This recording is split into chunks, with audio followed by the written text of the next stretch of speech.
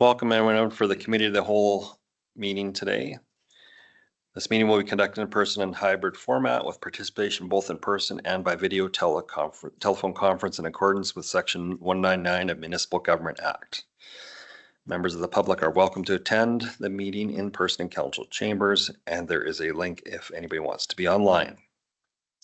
There's an agenda in front of us. Is there any additions, deletions, or changes?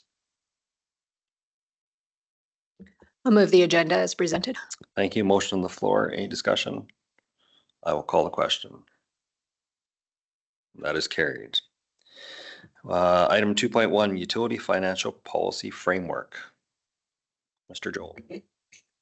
Morning, committee members. Joel from Financial Services here to present your first agenda item. We'll zoom in a little bit. So before I get into it, just for some context, obviously with it being a committee of the whole, what administration is trying to do with this report is just get some discussion and maybe a little bit of more information from the committee on the upcoming kind of financial policy for the utility framework that administration is planning to bring forward in September. So obviously at that point, that will be brought to council. There'll be an opportunity for discussion and further insight at that point as well. But we're trying to just get a gauge of where some of the committee members might want to see this policy and the direction of it going.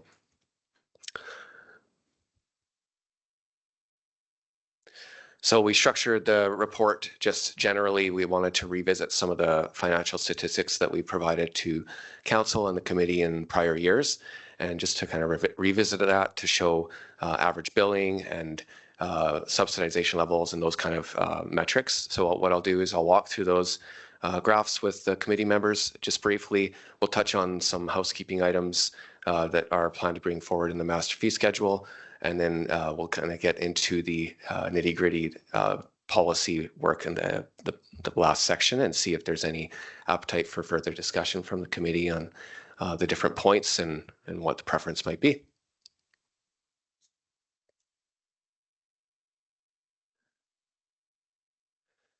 So these are similar tables to what administration has provided in prior years. What we do here is we take the prior multiple years, so 4 years in this case, of audited financial statements for each community. What we've done historically, as you'll note, is the Carsland and Speargrass we kind of lump together because they have shared infrastructure. And so the way we've reported this historically is just to combine those operational aspects within this. And so here, just for simplicity, we took the revenues and the expenses and just show the net subsidy by community for each year. And then we also throw in the 2026 budget there as well, just as a framework. So that's the dollar amount that is being subsidized from what would be probably considered property taxes or just general revenue sources. So anything that here is a negative would be essentially a deficit year in that community that wouldn't have been covered by the utility rates and fees that are direct billing to the utility account holders. And then the second part of the table is just looking at the proportion of subsidization. It's just kind of the step two, or it's a bit of easier way to look at it from a percentage standpoint.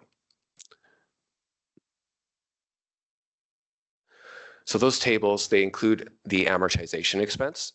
And just as a quick kind of Cole's notes that I think I've brought up before, but amortization, generally it's a non-cash expense. So it's a good indicator of overall function and cost to operate a service, but it's also not paid in that year. It's infrastructure that might have been built in prior years, and we just take our accounting exercise and we split that across multiple years to give an indicator of what that infrastructure costs. So the amortization expense was included with the first table, but we also wanted to show what the subsidization looks like from more of an operational perspective, from a cash perspective on this is how much it really costs from our accounts payable for paying the bills, so to speak, on a year-to-year basis of what the subsidization levels are for each community. So that's what we did with this table too. We excluded amortization and provide the percentages on that basis. And then for a quick comparative, here we've taken the average of the 5 years from the tables above to show with and without amortization, what is the average subsidy levels for each of those functions or hamlets, communities across that time frame. And so you'll note that if we exclude amortization, which would, again, it's more of an operational focus, these would be the amount that or proportion that is being paid for by non-utility revenue, by non-account holders to operate that service over that 5 years.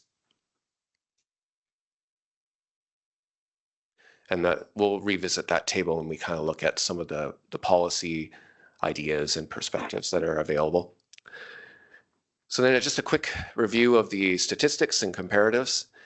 So we've also provided this in prior years, and we just did a little update revisiting the average account use, the volumes for each community, and then an average for across all of them. It works out to about 13 cubic meters of water per month is kind of the average. There's obviously outliers there, but we just kind of, yeah, it's just an average figure. So you can see the $155. I'll zoom a little bit just in case it's not visible there. The average bill based on that 13 cubes is $155 a month.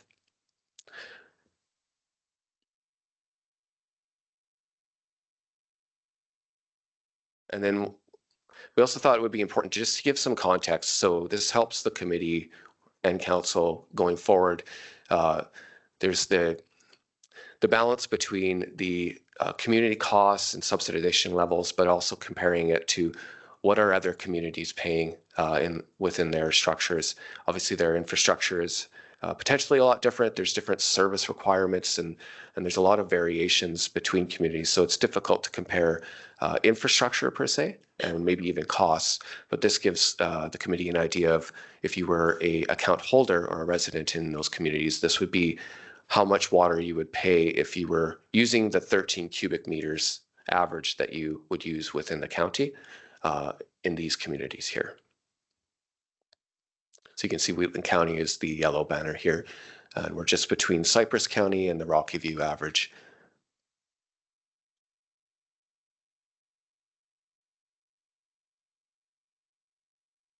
And this is another update. I'll zoom out so you can see the whole screen here. We've provided this, I think, for a couple years, different iteration of this. It's just showing on the revenue side, the split between the flat fees that are paid regardless of how much you consume per month. And these flat fees, just to reiterate, these are operational flat fees. They're not the capital levy that gets paid or charged to each account. Those capital levies go directly to the reserve, and so they don't get factored in as an operational revenue or expense. In this case, we're just directly looking at operations from this perspective. So this is kind of the proportion of the for that average bill, what percentage approximately is that being the revenue realized from flat fees, and what percentage is from the consumption fee. So you can see we're at the moment we're around 50%. It's 55-45 split, and approximately fairly close with some of those comparative communities as well.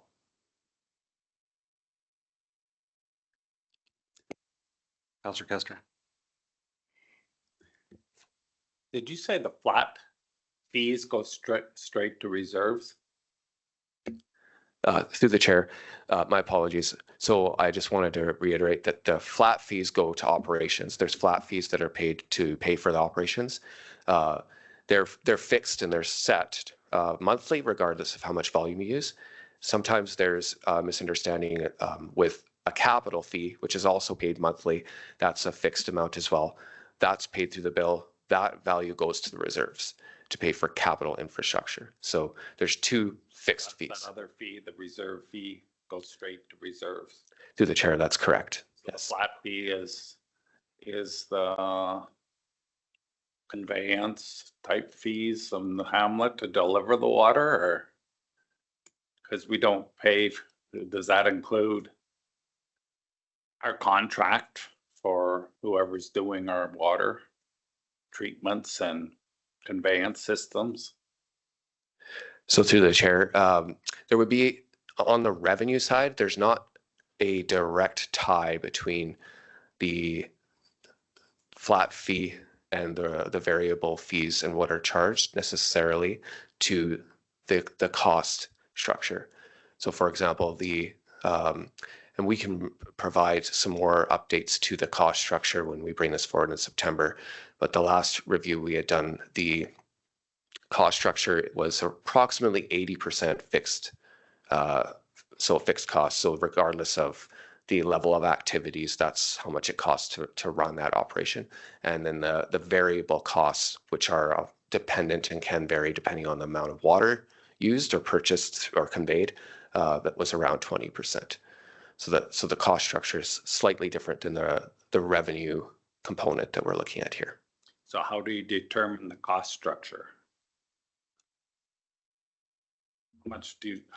How do you arrive at a number that says this is how much it costs?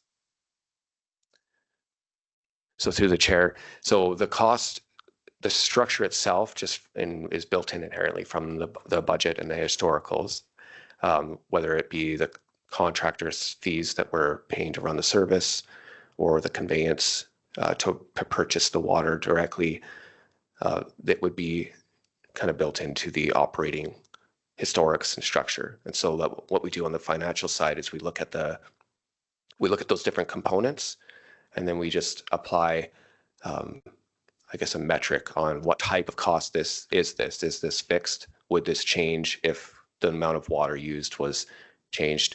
And then we report kind of based on our review of those different accounts, what proportion would be fixed and what would be variable. Sure if that answers your question. I think he's looking like what formula you'd use to figure out what would be the base rate, kind of things like that. Is that what you're looking at, Councillor Kester? How you figure out the base rate? Well, we don't really have a really good handle on our costs. We got the contractor, right? We got, what I'm getting at, we don't know how much it costs us to produce a cubic meter of water. We know what the total bill is come audit time, but we can't individualize it. We know exactly what we're paying for water at Gleason and Rosebud, and we got them two hamlets separated right out because we're buying it, and that's the price. But we don't know what it costs to produce water at Speargrass or Merfield, or do we? Do we know? I believe we do, but Councillor, go ahead, Corey. Yeah, through the chair. So we do, because we're able to take our historic costs as well as our budget. Obviously, capital is a little different, and that has to be treated separately. From an operational point of view, we do understand our costs, and that is all fed in through the budget. Our actuals definitely tell a story, and it's able to help us forecast and predict the costs in the future. And then we're taking things like MPI as a calculation to understand how much growth of costs there is as well. So that does give us a good understanding. We do have a good understanding of costs as far as where the particulars are on the ratios between fixed costs and per use cost. That right now at this stage is equal across the whole county. So it's not considering things like the cost of a particular service in a particular area. And I think just, as Joel might show as we move forward about subsidization levels, then there might be opportunities for that to perhaps differ, and it would work itself out a little bit more depending on the cost of the service, depending on how many accounts are actually using that service, depending on how council chooses of what subsidization levels that you wish to choose. We think mathematically it would end up working out. But as far as choosing what is being allocated to fixed costs versus per use cost, I think we'd have to go back and actually look and see how those are allocated. I think from an accounting perspective, they put all the expenses together, and right now it's an equal number. So I'd say you're probably correct. But that would, as we mature this and we mature the policy that we're looking at implementing, we will have a better understanding of how those are allocated, what parts of the services are allocated to those different expense types. That makes sense. That's kind of what I'm getting at. If council wants to move towards cost recovery or different rates for different hamlets, we're gonna have to have different accounting procedures to track that.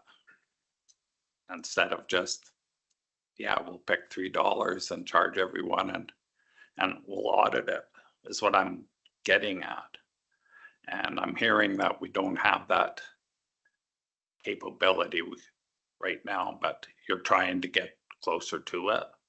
Because can you tell me exactly what it costs to produce water and Speargrass? Through the chair, just off the top of my head, no. We do have reports that we can pull as far as our historical expenses, and we can tell you how much it costs. How much is costing today? That's realized once we understand, the nature of whatever the economy is today. But we do have good understanding of our past costs to understand how much it's costing us today. You always Just be where those are allocated as far as the fixed cost versus those are that I believe you're right, and will work itself out depending on how council chooses to approach the future. That's what I'm getting at. Councillor Bigger. So I have a question on our Goldfinch. Is that any of that capital or any of that, because it's tied into our treatment plant down there now, or tied in beside it? So is any of that capital or any of that included in Speargrass, in the amortization or anything? Nothing. To the chair, so when the Goldfinch infrastructure, we segregate it into its own cost area and division within our accounting so that it's completely separate. We Is can it track impossible to put that in as a category into your reports? Certainly, to the chair, we I just can want do to that. see where it ends up to, like down the road. Okay, thanks. Yeah, be a raw water source category. And I can see administration, we would be a year behind the time to evaluate at budget time if we get these rates and then be like, well, this is what it costs. This is a recommendation. And go ahead. Yes, through the chair. And we do get it on a monthly basis, depending on certain budgeting is on a monthly basis. So we're keeping our actuals up to date and we're pretty on top of that. So we're able to pivot if required. And just another comment as well is the Goldfinch raw water line has no connection at all to the Speargrass infrastructure. Nobody in the Speargrass or Carsland area are paying for that infrastructure at all. It's completely separate. Just a clarification question on that then. So the electrical hookups and things like that, that'd be a completely separate meter for that raw water system, just for public. So they, no one says that we're subsidizing it or anything like that. Yeah, through the chair. I can't speak to the actual engineering and development side of that, but just from our understanding, it's none of it's connected. Okay. So Thank you. thanks. Councillor Clayton. Trying to catch up with what you're trying to do, and it sounds like you're trying to have people have a fairly equal cost across the different users. The question that runs around in my head is that not everybody lives in a hamlet or a town or whatever, and there's a subsidy part that you've got there, and I don't see any subsidies for the local farmers that have their own wells and that kind of thing. So I just curious as to how that came about, or yes. I can speak to that. It's exactly how this discussion got going forward was we have residents that have no access to any of those facilities. And we have different plants, different operations within the county.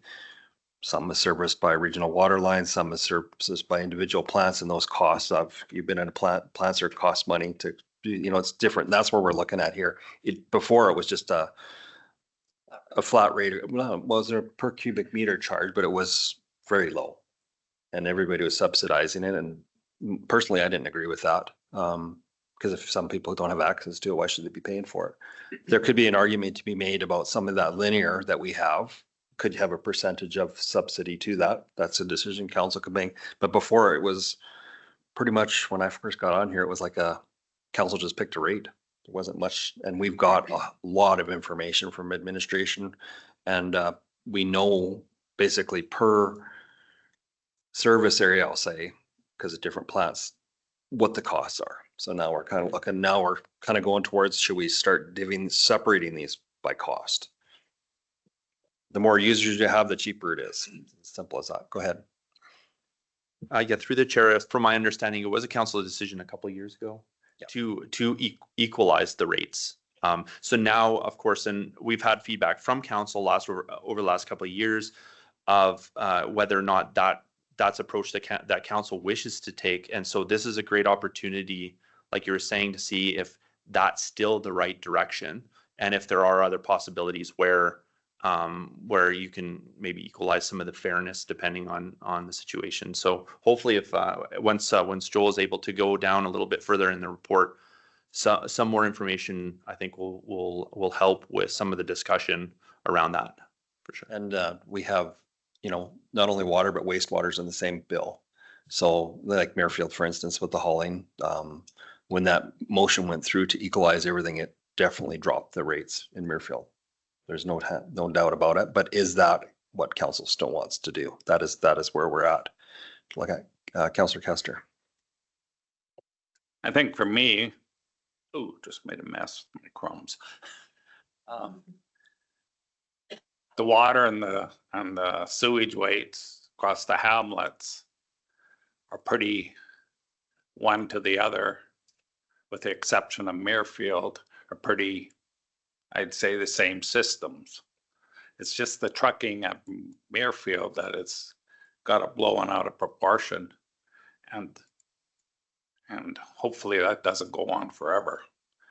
I was hoping, my thought at the time was the reserve at Muirfield, money would be taken out of that every month to pay for that trucking until we got that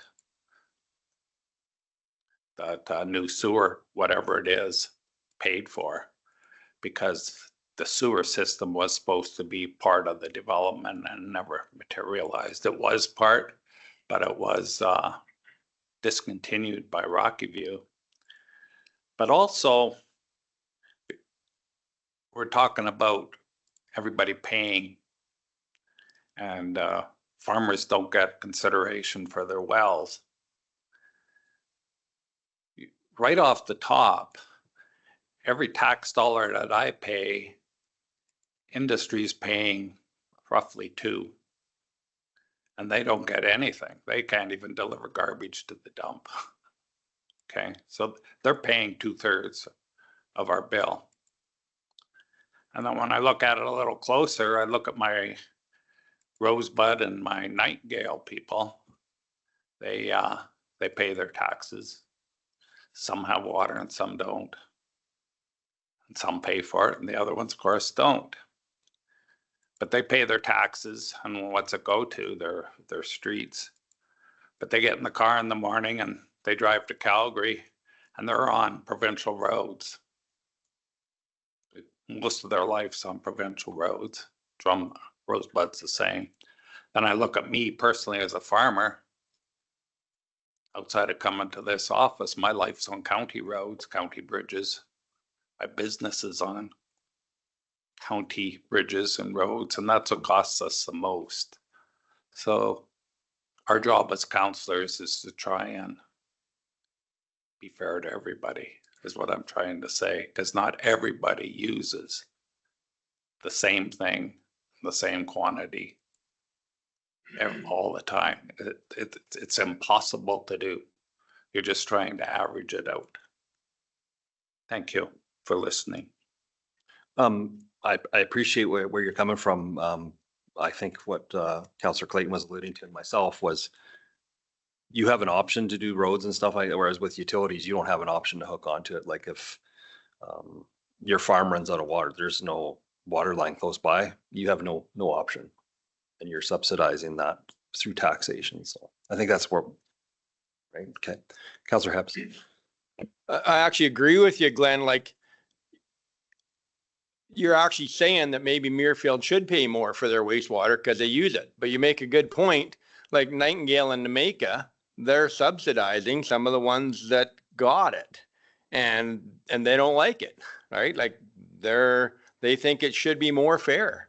Like take, you know, I think Nameka is, I don't know if it's hamlet status, but Nameka, for instance, you have your own well and your own sewer. So that's not a farm to a hamlet, that is hamlet to hamlet. So they're saying to me, we think it should be more user pay. We don't want to subsidize outlying areas or new facilities where we're hauling the wastewater. They just want some type of a more fair billing system.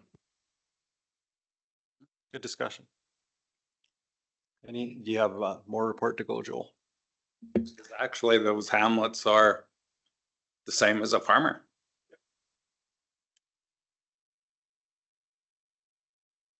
Go ahead. Yes, through the chair. We're just getting started. No, I want to keep, go ahead. Yes, and I'll add in a couple of things as well. So in regards to the goldfinch question, so we did put in the full philosophical aspect of this report, just a little blurb about commercial and industrial development potentially being inherently stuck in the policy as something that is automatically worked towards full no subsidization, like fully paid for by industry. So that that's something that we're going to put in the draft policy for council to review. And that is the way that the current Goldfinch waterline area has been structured as well, along with the rates that were set up for that originally, I believe last year when they were updated. I just wanted to see it like in like a line item for it and see the reports, see how it's doing and. Certainly. Yeah. So through the chair, then that's good. My second point I just wanted to make is we do have, so last year we had provided the subsidy and cost levels on a per cubic meter basis. Just for keeping this report as short as possible, what we wanted to do with the intent here was to just show overall subsidization proportions that could guide discussion around the philosophy and some of the discussion that council or committee has already had. So when we bring forward the council report, the draft policy, we can certainly update with the more detailed financial information on the per cubic cost on the history that was provided there as well. And then the basis of this originally as well was to just kind of keep the focus on the kind of the residential hamlet aspect, and that's why we have left Goldfinch out. But we would certainly like to include that in future reports. Yeah, thanks. I think Councillor Kester had a question. Yeah, I didn't get finished. I got kind of sidetracked. You're saying the flat rate, I want to go back to that, is cover operating expenses. I've been here maybe too long, but when we started setting water rates and stuff, the council of the day put a flat rate in, I believe, to, well, that person's gone half the year, doesn't pay water. Shut it off or they're just not using it. But that water's there and that expense is there. So how do we cover that? It's not fair to the other people. They're paying more. So we put in the flat rate. So everybody pays that much every month, use it or not. But the idea was, I thought, I've never actually took a bill apart. When you use the water, you would get a certain amount free until the flat rate was paid for, and then you would pay for the rest. So that way it was fair, because if everybody's charged a flat rate, the ones going on holidays is still getting a deal.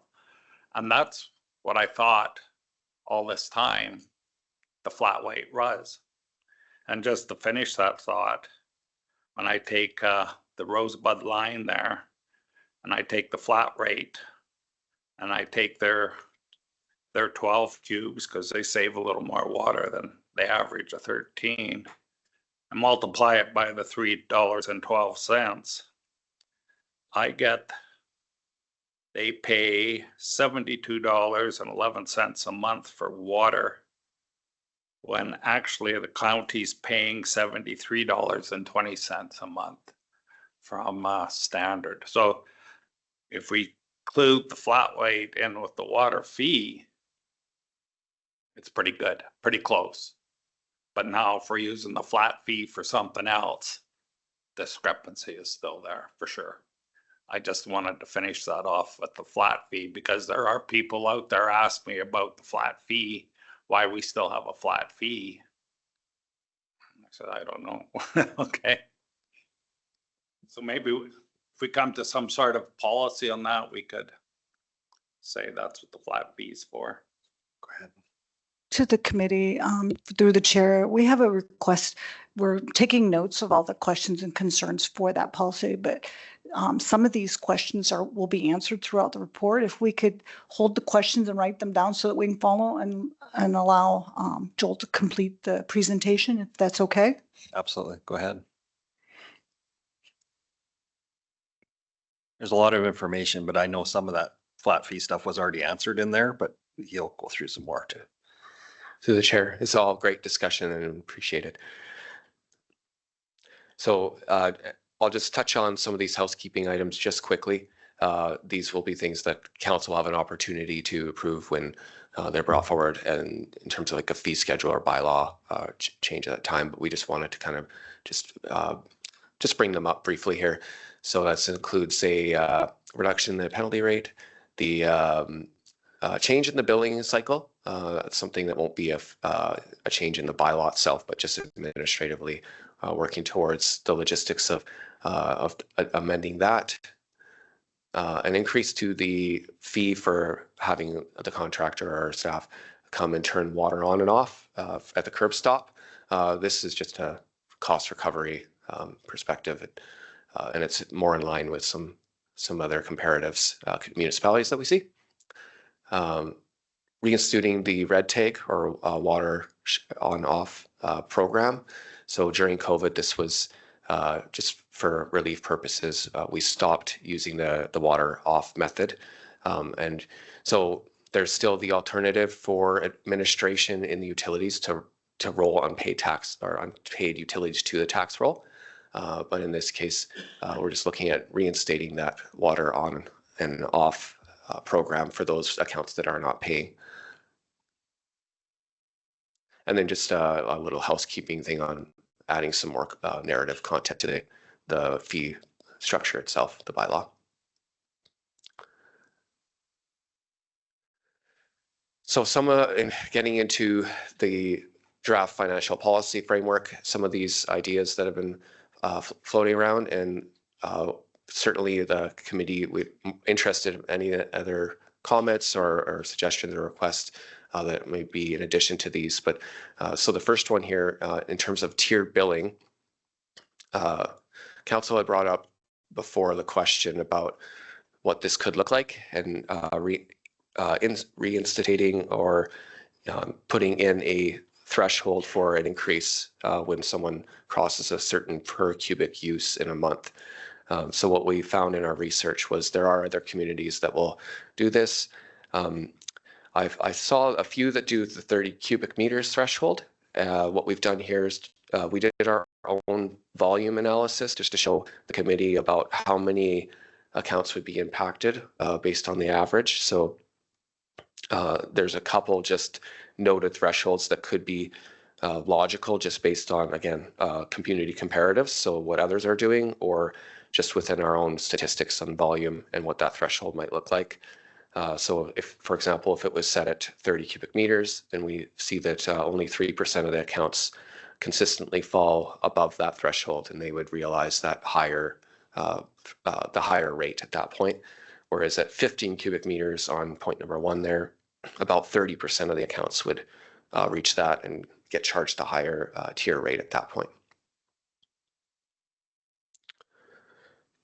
In terms of the rate itself, what we found, again, with other comparatives was approximately that seems to be that 50% is what a lot of communities will increase the rate by once you pass their set threshold.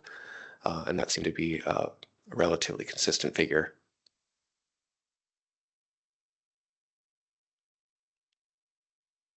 So what I'll do is I'll go through the rest of the report, and then we'll go back to kind of that second page where administration's outlined all of these kind of specifics, and then if the committee is good to just kind of go through each item and have a discussion specifically on those, and we can go back and forth and answer questions. So this was I'll just zoom in here, a table that we provided to give more context for this subsidization concept. And so what you see here is the cost per, we took the average cost of that 5-year period for each community, and then divided it by the number of accounts in that community. So you can see that the cost per account over that average 5 years is the blue graph provided. And then for additional context, we just wanted to show how that looked with you when you take amortization or not amortization into it. So for the first one, for example, you can see Carsland Speargrass without amortization, that's that 5% subsidy level. With amortization, it's 45% subsidized. And again, that would be the same with the different communities. For Clooney, for example, it's 48% versus 51% subsidized if you add amortization. Some variances here, again, could be going back to our amortization and concept. If you have infrastructure that may be a little bit older and then the accounting life is no longer adding a cost to that, that doesn't mean that it's not operational, that there isn't a requirement to replace it at some point. It just strictly means that there's not an accounting cost that's been allocated in that year. So that's where you might find some variances between these.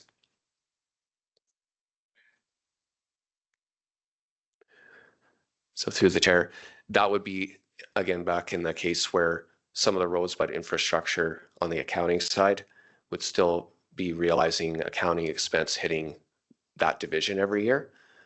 So there may have been some larger infrastructure in place that's just not fully costed from an accounting perspective yet. Through the chair as well. Rosebud has a lot lower population to the infrastructure size. So you're going to see a lot higher subsidization in Rosebud than you would see, say, from Carsland or Muirfield, where there's a lot more population that is paying for that similar infrastructure, give or take. So that would.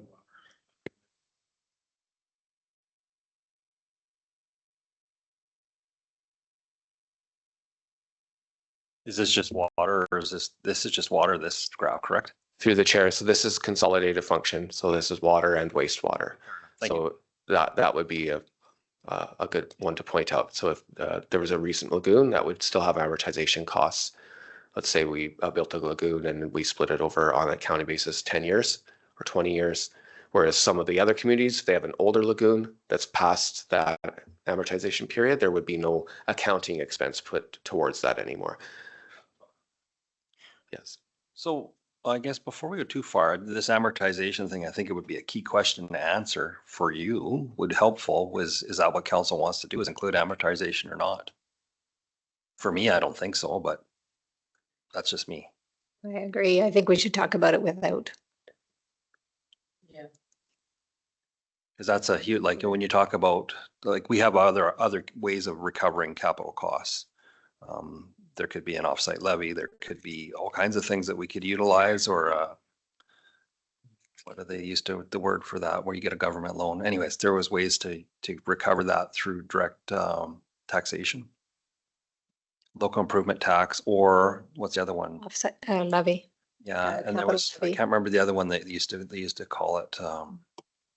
Anyways, there's several different options that we have at the time. As you're doing a capital project, you can say, well, we're going to add $5 to the utility bill for this straight thing for this one area. That's an option that we always have. For me, the amortization overall I'd keep it out of the calculation, but because a lagoon could last, say for instance on a lagoon, you may amortize it out at 20 years, it's over, but that could last 50 years quite easily, or 100. Like there's really not much to them other than maintenance costs. Go ahead.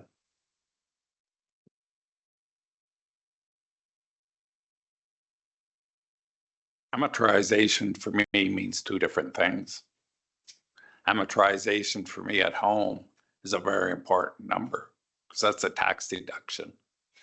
Amortization in municipal means absolutely nothing to me because we charge the amortization, but we actually don't give it anywhere. We don't get a tax saving because we don't pay tax. So that amortization, say that amortization on that lagoon is $1 million. Well, we paid that. So whatever it is, whatever you're charging for amortization for that Pacific lagoon, for that Pacific project, should go to that Pacific reserve to replace it. Right? Because that's where it comes to. That makes sense. But am I looking at it right, or is that?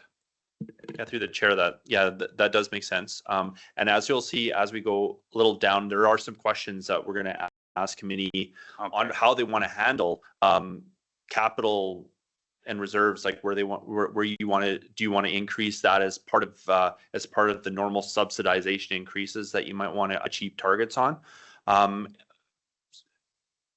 Just trying to remember, because I know Joel and I had discussions about this, is just in regards to subsidizing, say Rosebud paying for Rosebud's infrastructure, right, and having that going into their thing. One challenge that community might see, right, is the population levels in those might be a lot smaller than some of the other ones, where it's a little bit easier to be able to collect extra revenue to be able to sustain some of that infrastructure. So this is the balancing act of trying to understand how much we're probably going to you might have to subsidize a little bit more in some places than others, but again, maybe not, right? So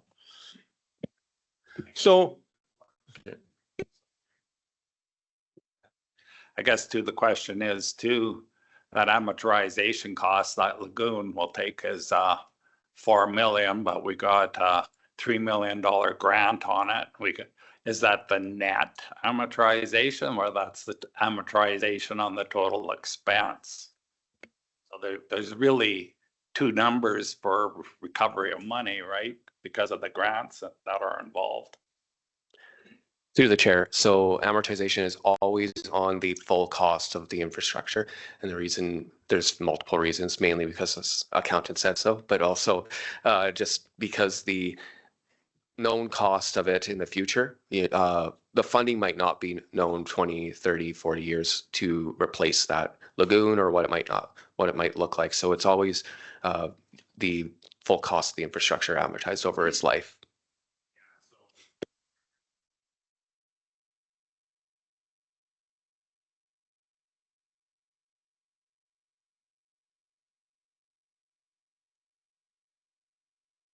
Councillor Hubs. So on that graph with us doing some work in Rosebud this year, is that money in already? Has that money been applied, or because the project hasn't, I'm not even sure it's been tendered yet, will that be even higher next year? Thanks. Yeah, so through the chair. So this would be it's based on that average 5-year period.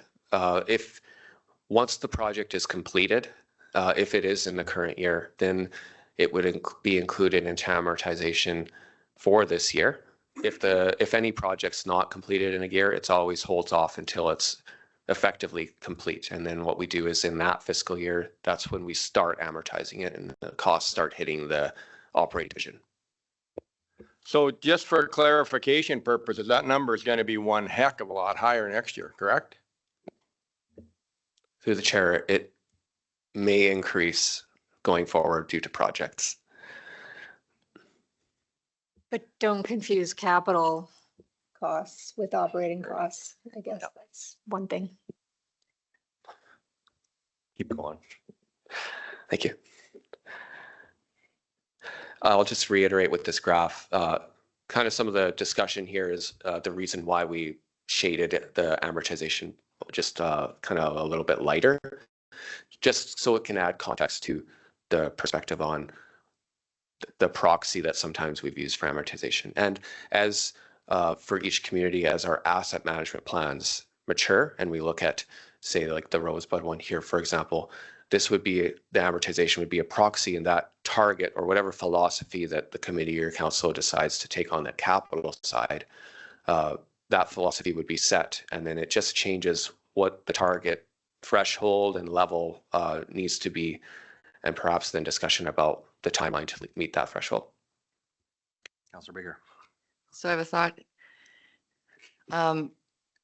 So you were saying that we should kind of, to even out this capital cost, that we're going to have to, some people are going to have to pay a little bit more in that. And I don't agree with that. If we're going to be cost recovery for your community, let's keep it at that. But we need to do more debentures or anything that's going to a capital. You need to debenture that to that community.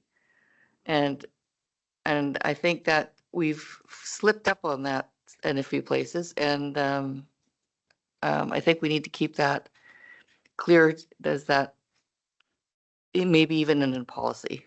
So that's what has to happen. That was the word I was looking for, debenture. Yeah. Go ahead. Donna brings up a good point, and I think it's probably the easiest point. When we buy something, we pay for it. I'll bring up that Rosebud sewer. When we bought for it, the community county only put up 1/4 of the money. 3/4 come as a grant. So that 1/4 has to be paid. However, that's paid by debenture or whatever, right? So now you got a amortization on the total cost, but that's misleading by the grant money. So if you do it totally upfront every time, then that's equal and easy to keep track. What this does, if you do it right, it puts money in reserves. So when it breaks down in 50 years or 80 years, you got the money in there to replace it. But that community should do their own. So We got their own reserves started. They always are putting yeah, it. every community should have their own reserve. Yeah. Yes.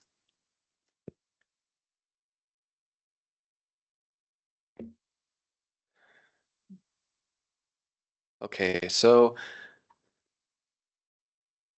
I will actually start with kind of this table 4, move on to that next. So the committee, some of the discussion here kind of on the same page with what administration and the approach that we've taken with some of these proposals on how to move this forward. In that, with these tables, we've removed amortization on that same concept that, again, it's not a direct cash operating aspect, but then as you've seen, when you add their amortization, then whatever subsidization or full cost recovery becomes in a given year becomes quite high, and the rate increases become quite high to have to achieve that level. So even on the basis of just trying to reach that cost without amortization, we took that approach to say, what does that look like in terms of for each community, where they're currently at for that 5-year average, as you'll see here, again, without amortization. And then what we did here is based on that average, how much additional revenue would be required in, say, the 2027 budget if there was no changes in order to reach the next level. So, for example, if we take Gleason, the current average 26% subsidy, if we wanted to reach 25% subsidy, we just need additional $26,000 of revenue. And then a policy would determine or approach on how do we reach that? How do we allocate that across time? Do we want to reach that threshold? So when we were drafting this as well, just knowing that there's some large variances between the revenue capacity for some of the communities because some of them have a lot less accounts and a lot less population. What could be a structure that would be a good framework that the committee could discuss and maybe amend? And that's where we did this table 5 of maybe basing it off the number of utility accounts and providing ranges for what could be a minimum and maximum subsidy level for the communities that are, say, 0 to 100 accounts or 200 plus accounts. And then the kind of the discussion past that is if that's kind of the structure the committee wanted to take, then they would just need to decide if that community is within that threshold from, let's say, 0 to 25%, is the move to move forward to the maximum or the minimum going forward, or to just leave it as long as it's within that range. Now, those would be more of detailed policy items that we would want to put in there.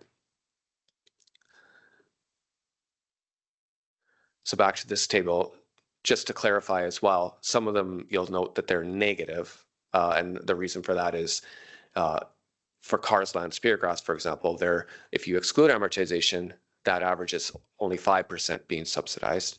And so to reach no subsidy, that would require the $65,000 of additional revenue.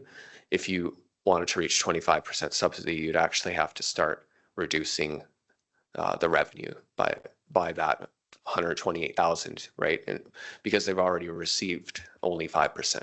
So where there's a negative, it's just because they've already crossed that subsidy threshold, and you'd have to kind of go backwards, so to speak.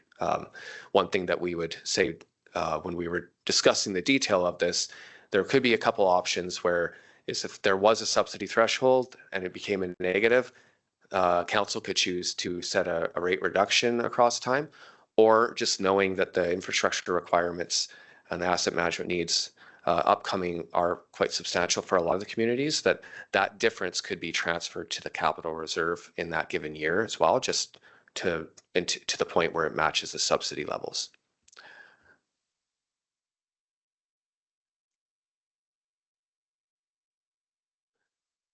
Oh, I will go to this graph now because now it will make more sense. So this was, try and fit it all in here. What we did here is just to kind of pictorially show what I just described, in the sense that for, what this is each community on the different colors are different subsidy targets. And if the color's not there, then it's because it's already past that. And that would be back to the example of Carsland Speargrass, because they're at 5%, the only next level that they could reach is having no subsidy at all. And in order to reach that no subsidization level, this is the number of years if rates were increased by, say, 5% a year over 3 years, then it would reach zero subsidy level. This is making the assumption that inflation stays the same and that the cost structure stays the same, and those kind of things.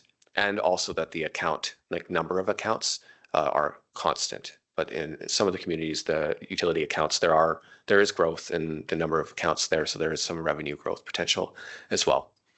So what we did is for each community, based on 3 different annual percentage increases in the revenue, how many years would it take to reach that subsidization threshold?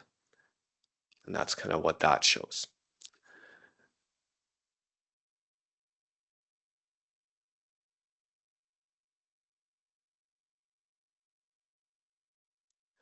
So then just a couple other points here with the, this is what I had mentioned earlier with the commercial industrial servicing area, just adding a section in the policy that just kind of provides a guidance that the default is to not subsidize, but just provide full cost recovery for those kind of infrastructure areas, just like with the Goldfinch area.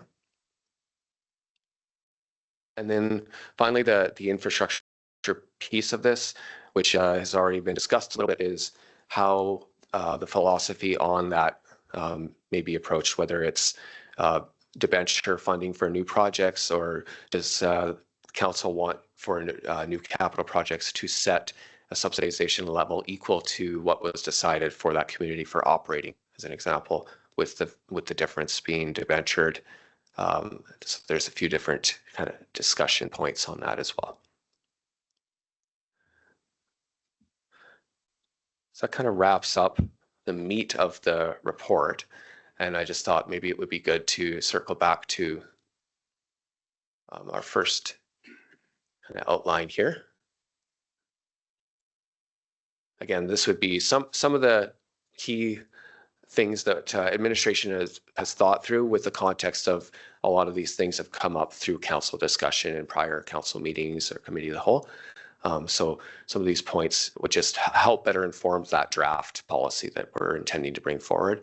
And if the committee is wanting to go through them, kind of points 1 to 7, and just review it and provide just some discussion or debate or feedback, and then we can kind of go from there. Thank you. Councillor Clayton.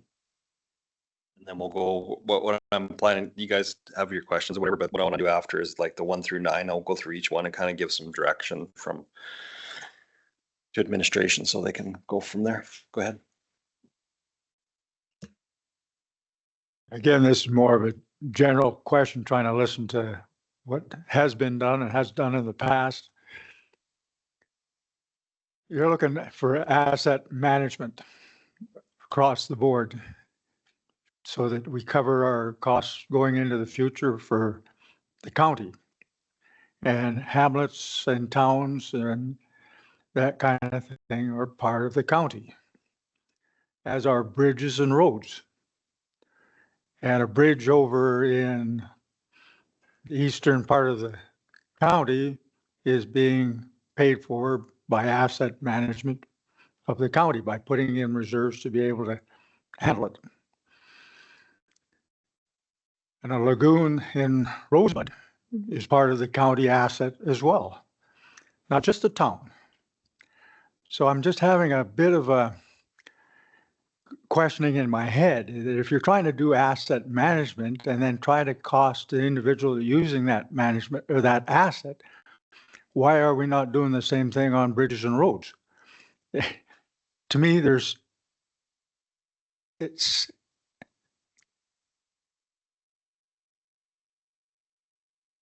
tough to get my head around charging somebody by looking like a subsidization, what isn't really, you're trying to be fair to each individual household to be able to manage the utilities they use. We're also in the county paying for the assets across the county, which they don't use. And I'm just trying to get my head around how do we make it fair to everybody that's in the county if we I don't have an answer in my head right now for what I'm even asking. It's just that if you try to make every hamlet and town pay for every asset that they got, they're part of the county and they're part of where the people go when they retire off wherever they're at or whatever. And if you want to kill a hamlet or a county, you make everybody pay for absolutely everything that they need to survive. So I'm just think there has to be a little bit more generalized discussion as to how we pay for assets across the county to maintain them. That's all I'm saying. I think that's what we're doing here is everybody's kind of the same thing. There's a lot to it. Councillor Custer. When we do our year end, we come up with a figure. I'm thinking someplace depreciation. It's on the book someplace. Do we, what do we do with it? Do we tax and recover it and put it in reserves? Or we just kind of leave it lay there? I know what happens to it personally, but really we don't tax to recover that depreciation from the general tax roll. We just don't do that. And I feel the same way as Keith does about ever since I've been here, trying to be fair. It is hard, and especially in this county. Well, there's other counties like us where 2/3 of your money is generated by linear, and they have the use of the roads for sure, but they don't get to use any water or sewer or garbage or anything like that. There was a time when our garbage bill in the county was more than the taxes the residents were paying. But that's changed for sure now, but still. It's a hard question. It really is. Just That was a comment more than a question because I know what the answer was. Just before we go around the room and talk about these, I just, in response to Councillor Clayton, I agree with you, but everybody in this county uses a county road somewhere. So everybody has that benefit. Water is different in that not everybody has this. I think that we should subsidize something. But this is why we need to decide exactly how much we should subsidize. And considering that our non-residential taxation, it's not a farmer, necessarily a farmer subsidizing every part of this subsidization, but it's we have the benefit of non-residential taxation that can improve the lives of people that live here. So it's just a matter of how much subsidization, I think. Councillor Hibbs. I think, just to get out of the emotion of Wheatland County, if you go to the Highway 2 corridor in Alberta, by its nature, it's making parts of eastern Alberta from north to south. You're not trying to kill a community. They're just saying, like some of our own nicer, newer communities here, and if someone is moving here and they're in the oil field, halfway between there and a smaller community, they're liable to migrate to the bigger community because their potential upside is going to be higher in the end. So I don't think it's us, being mean to the smaller communities. I think it's just, I got lots of people in my communities that think the subsidization is too high. The facts are they cost what they cost. It gets paid regardless. We're just trying to figure out, is it going to be paid by the people that actually utilize that more and have access to it?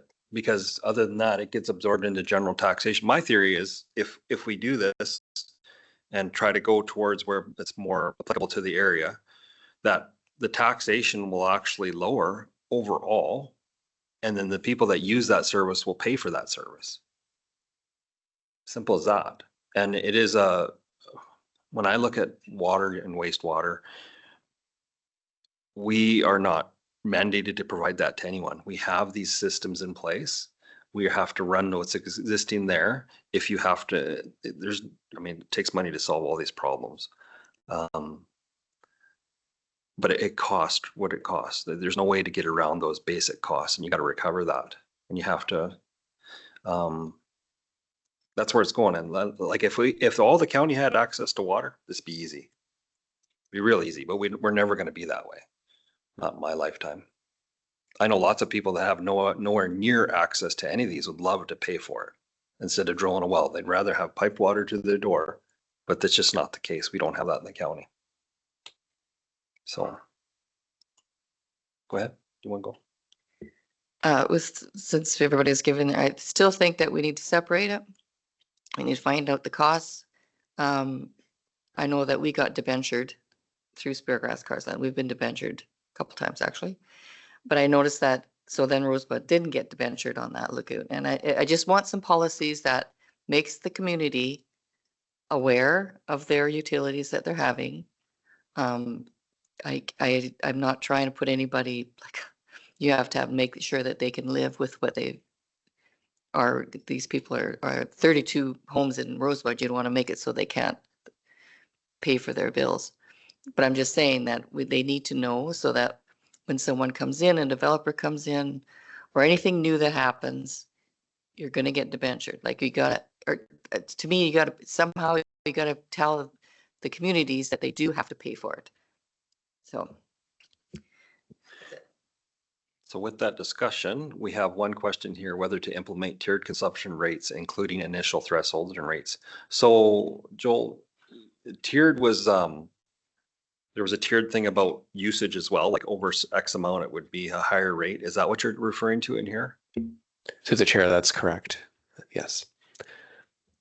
For me, I'll just say this on the tiered part. We don't have anything for water restrictions yet, any bylaws. So we'd have to do that first before we ever look at tiered rates for higher usage. That's just me, because the higher the usage, it's generally attached to the wastewater rate, a percentage of. So the higher the usage, the wastewater pays more. It generally makes more. And that's just me. I don't know what anybody else wants to say. I disagree. I like the idea of a tier. Just it makes people conserve water. It makes them aware of how much water they're using. If they're overwatering their grasses or whatever, and so for me, I'm thinking that, so you've said, if it was at 30 cubic meters limit and then above that, only 3% of our accounts would qualify.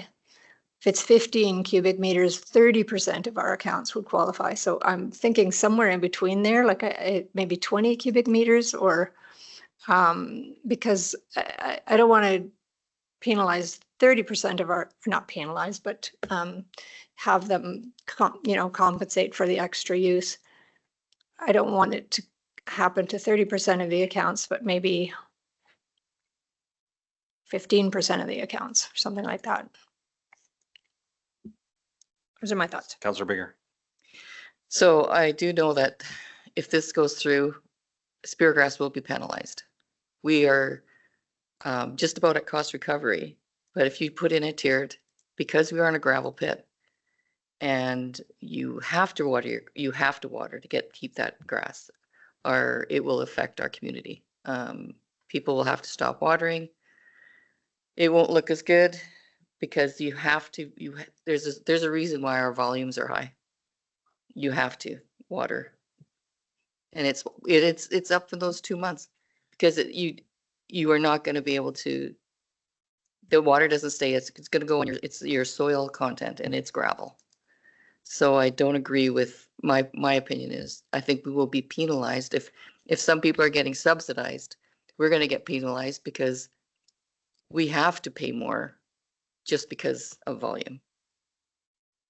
I'll just go around the table. Councillor Hebbs.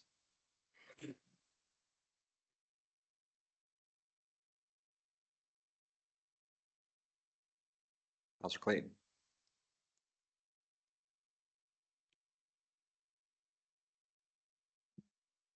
I hear what Donna's saying, and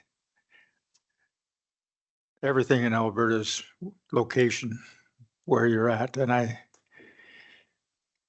if you're going to pick a tier, make it high enough that it doesn't affect people like in Carsland. It doesn't.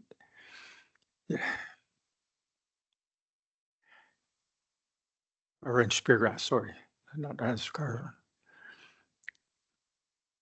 I don't agree at the moment with tiered. Councillor Kester. I don't really agree with a tier system when we don't have a shortage of water. If we had a shortage of water, yeah, that's a way to control it. We have water. If you had a tier system, go back to Donna's watering, the lawns. Summertime, the bill goes up. They're paying more for water. The county's actually making more money because they're collecting sewer money and not using it. It's going onto the lawn. So I think they're already paying a tiered in a roundabout way because they're not using the sewer, so the county's collecting more. I don't really agree with a tier system unless that guy that's using 200 cubes, what's he doing with the water? Like, is he growing something? Maybe he can afford a tier system. I don't know. When you get that kind of use, that almost sounds like commercial to me. We could have a tier system for commercial use. I would agree with that. Councillor Larson. I would agree with a tiered system.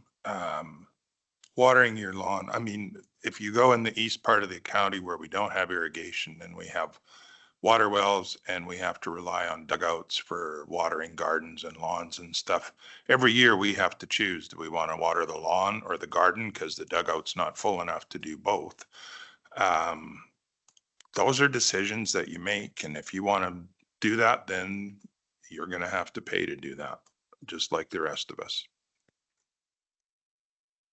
Just one other thing I was considering on this too. Something that's come to this council before has been somebody that has had a leak and there's been substantial charges that has gone on for a while. And, frozen line or something like that's seen before, and we've always refused those. So that would make this even worse for those people. Because those are your big water users are the ones that they don't catch it.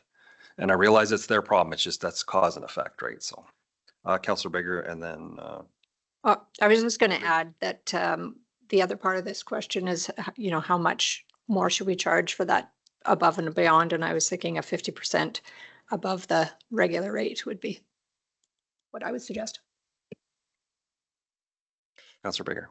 I just think that I get what you say about if you don't have any hamlets in your area, and if you aren't living in a hamlet, but those hamlets, you need to keep them viable. You need them going through to attract people.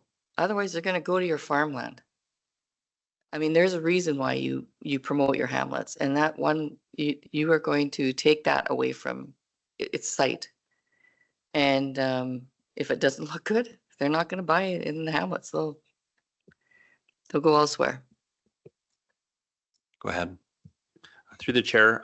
So now that we've gone across the board here, so I'm calculating 3 is 4 and 2 is not, and then we have partial sort of halfway on yours. So yeah, if we can come to a consensus, that'll really help us whether or not we need to do a tiered system. We'll bring it forward as part of the policy, and then a final decision will be made there. But it'll just help with drafting that first draft. Go ahead. You can, when you do your tier system proposals, go by volume. You're going to go by volume, right? Go by the actual bill. Go take someone's from Rosebud's bill. You know what I mean? Like 2-3 months. Do a January, July, I don't know, October, and just do some mock billing. And if it's going by volumes, I want to see what happens with, and I want to see the summer months actually. For like the tiered billing, I get where we're not concerned about usage. I don't think we've ever had a report here saying that our usage is excessive. We have been over our license to divert. And like I said, there's other measures we can put in to cut back on usage if that's what we want. There's odd and even watering days. I mean, I've seen this in lots of municipalities where you start that. We haven't done any of that. I think this is preemptive. This is too early for this. We need to go through those other things first. That's when administration comes to us and say, look, we don't have the water to sell. We have to do something. We haven't been there yet. And plants run most efficient in the 90 to 100% range, where they're running flat out is where they're the most efficient, where you're selling a product. You want to sell the product, right? So if you penalize them for more, they might not use it, where you might actually hurt yourself. Go ahead. It's like buying gasoline. Like I'm somebody that spends a lot of money on water, and I do it so I like green. I like green fields. I like green yards. I spend a lot of money on it, and I would hate to see our hamlets turn brown. There's no need for it yet. We have lots of water, and like you say, it keeps the plants going. Yeah. So it's just consideration. So I don't think you're going to get consensus on this one. It's going to come down to what the dollars and cents look like. Through the chair, that sounds good. We'll bring the option, and then we can swing whether or not we want to have it or in when we bring the policy. Yeah, like a business case on it. Yeah, go ahead. Just one more thing. I guess I'm proposing the tiered rates. I think the side benefit is a possible conservation of water, but really I'm looking at it as a revenue generating trigger, I guess. Yeah, But the revenue is going to come from us. Through the chair.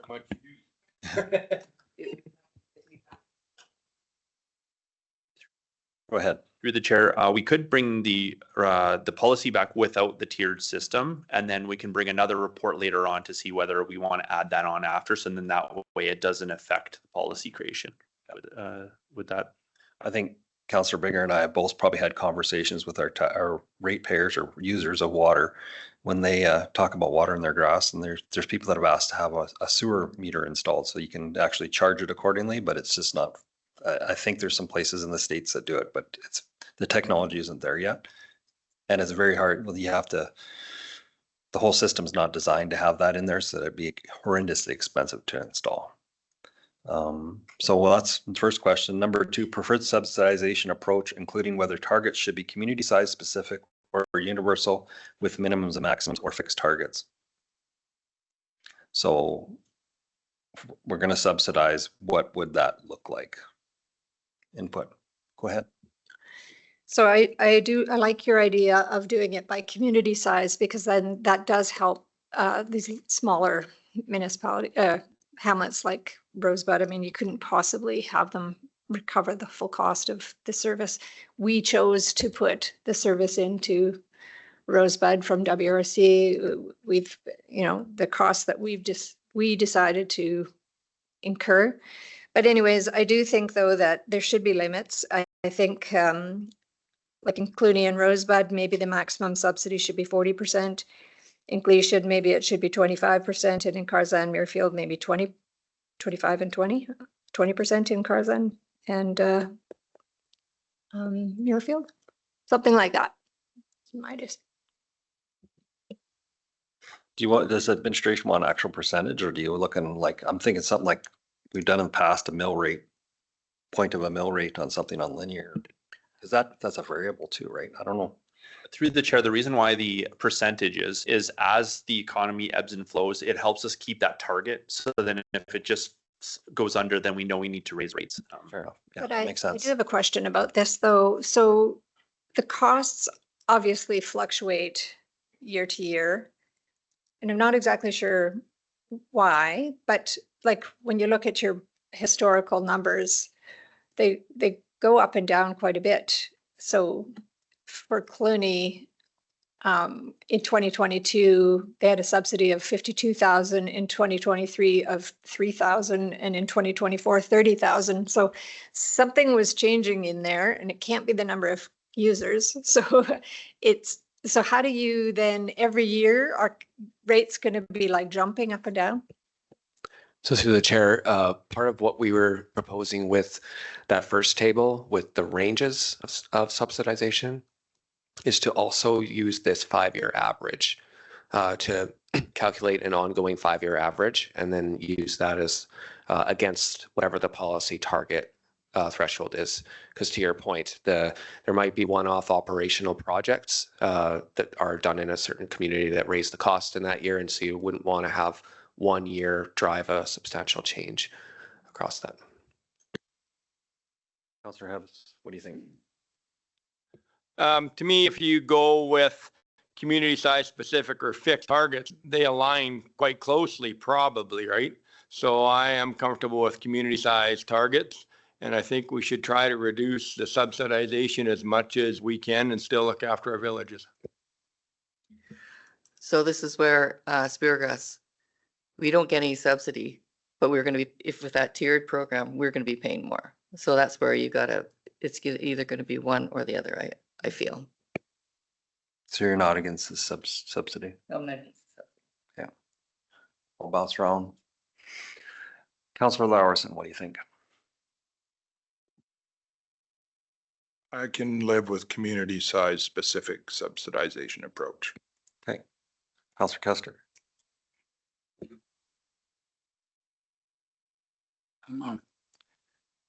The subsidy should not include capitalization or depreciation. I think that's a misleading number because of the amount of grants we get to buy stuff.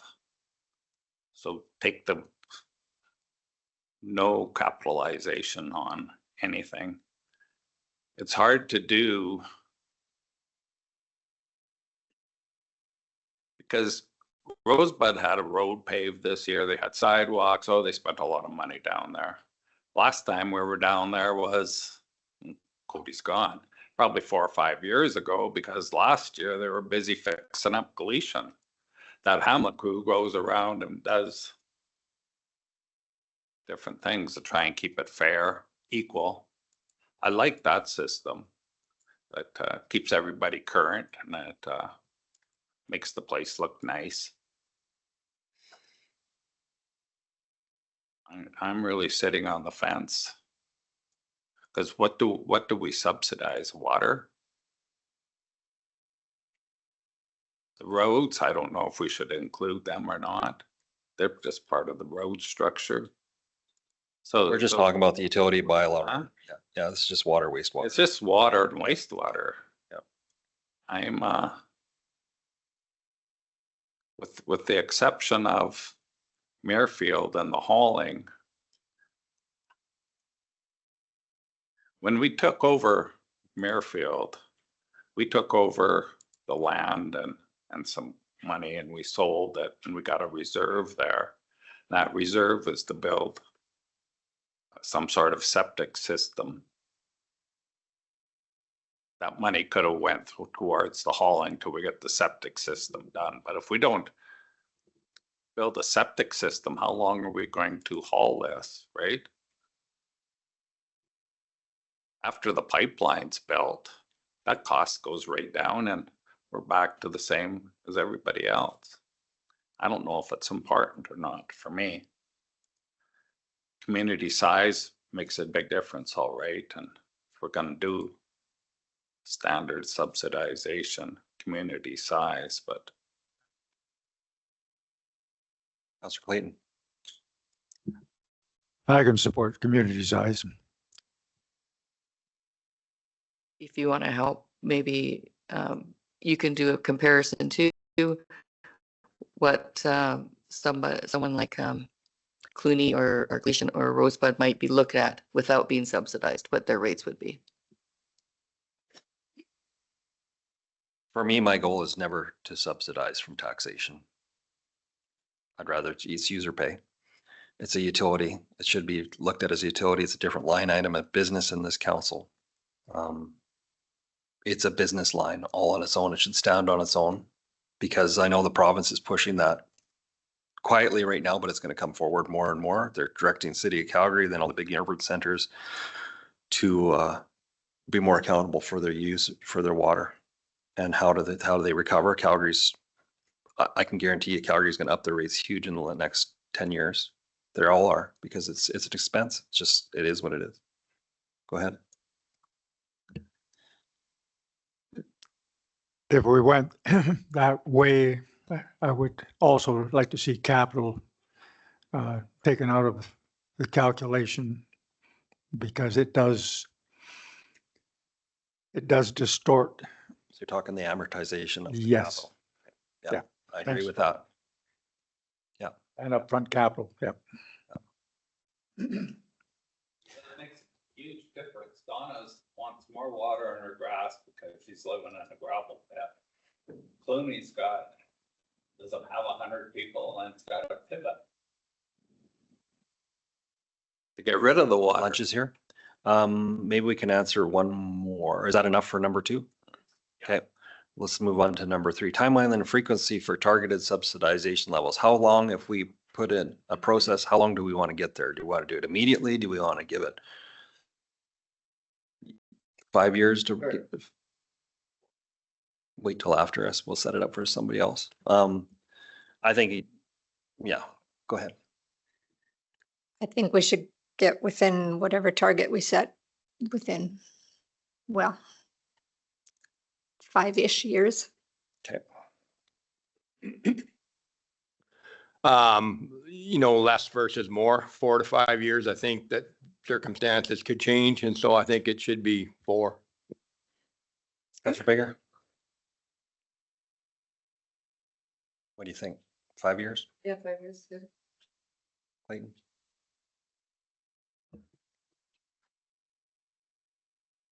My head says it should be probably in your your budget for 4 years, right? Why not target within the budget? Councillor Kester? I'll go the same too, but I'd like to know too what we're subsidizing. I think we got to define what that is. For sure. Yeah, absolutely. Councillor Larson, we're just talking about the number 3 question. If we do subsidization, how long would it take to implement it? Go ahead. Yeah, I'd agree with the 5-year or the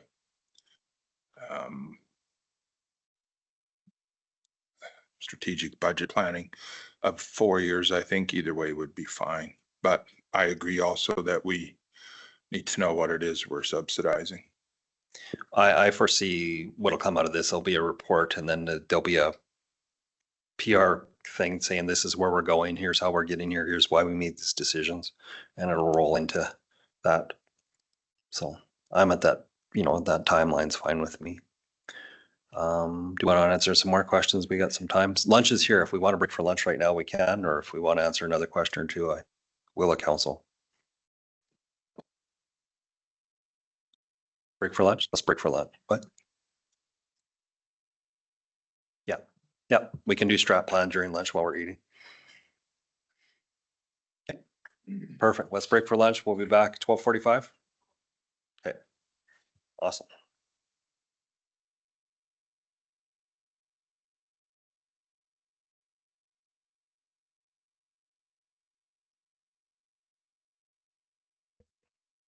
Good afternoon, everyone. We're resuming the discussion for committee to whole on item 2.1 utility financial framework policy. I believe we are on outcome of discussion number 4, whether service changes that impact existing services costs will have an immediate impact to rates. And you're looking, staff are looking for feedback on that. So anyone want to go first, or I'll just pick? Go ahead. I think that something like this should be phased in with notice to residents over a 2 to 3 year period. I think it'd be tough to hit residents with an immediate. Oh, Go ahead, Corey. Through the chair, this might help provide some context. So a good example would be, let's say we're paying for a rate, a service with a rate, and the vendor says, okay, we're going to increase that 5% or 3% yearly. Do we increase the cost of that immediately upon our increasing costs in cost? So that hopefully would provide a context. There are some services potentially that could happen on. And so we're just looking to see if we would put it into the policy that would say, if our cost increases, say a yearly increase or whatever, that we would pass that on directly. so what I'm just thinking, if you are increasing the rates to get to a certain target, plus you're going to have inflation, are you also going to do like, okay, all of a sudden your rates are going up 12%? Like, I don't think so. So unless we get to the target subsidization rate, like until we get there, I guess, I wouldn't want to, you'd have to phase it in, I think. Councillor Hibbs. I agree with the phase in period, but I do believe it should be something we go towards, right? Like, I mean, the costs are the costs. Like at some stage of the game, maybe it's expensive to live here versus cheaper to live in Rocky View or Newell, right? So I think the costs are the costs. I'm comfortable phasing it in, but I think the direction should be towards cost recovery. Councillor Bigger. Yeah, I think I'm okay with it. If the costs go up, let's say 12% though, and it's already being subsidized, it's only going to go up 6%. So I think we have to really take it and look at it really carefully yearly. For me, it would be part of our budgeting, like when we start doing budget cycles, and if the administration notices something that's out of whack, we still have to look at it and decide how we're going to implement it. It could be just one thing, but say it's utility agreement for power and it's gone up, and that's happened. Like some of these agreements expire and then you renegotiate and it's fairly hefty. You still have to pay the bill. So we'd have to look at that individually, I think. Councillor Clayton.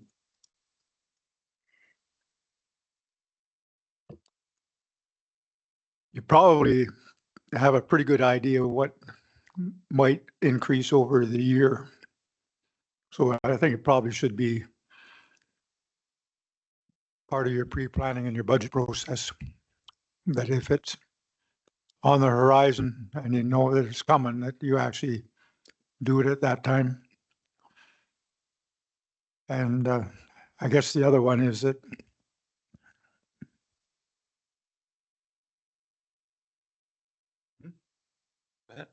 thought I heard something, sorry. No.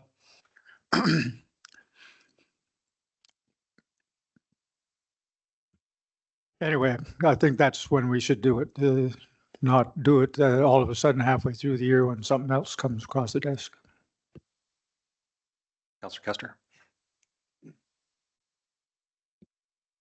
I think our costs are defined every year at budget time, and we have that list of charges we charge. I think that's what we charge. Otherwise, you would have to put in there, instead of $10 an hour, it's the going rate. And I don't know if that's a smart idea. I would say councillor approved at budget time. Councillor Larson. I'm kind of on the fence with this one because if you have a service from a company, TELUS and whoever, or fuel prices, for example, they go by what the market is. And it just changes accordingly. But I can see how that might not work for us. So like I say, I'm on the fence. Actually, Councillor Larson, that's very true with all your other utilities. Your gas rate changes, your electrical rate changes based on kilowatt hour or whatever like that. And that's all that's factored into that. So, you know, it's very similar. Like a lot of utilities follow the market. Yeah. Yeah. Does that help answer questions for administration? Okay. Number 5, direction on operating costs that are not directly attributable to specific communities and whether they remain fully subsidized and distributed to the communities based on accounts or other mechanism. I'm gonna get my head around this one. Go ahead. So I think these should stay in the general operating costs category, and they should be a county expense. Yeah.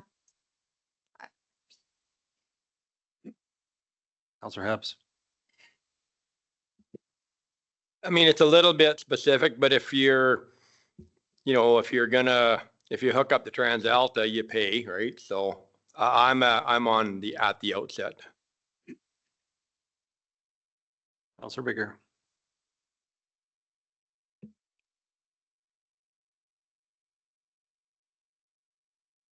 I guess I don't understand the question. Like if it's directly to that community,